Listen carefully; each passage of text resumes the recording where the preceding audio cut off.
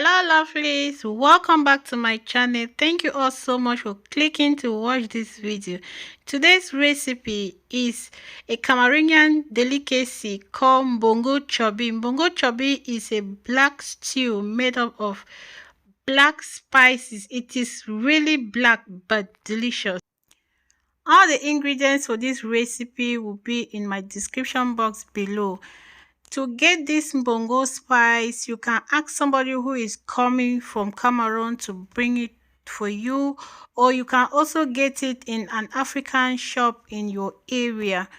This is the black spice I just added last in my blender, and it is already grind. It is a combination of ethnic spice that has been burnt and grind together. I've just put it there just to make sure it mixes with the other spices.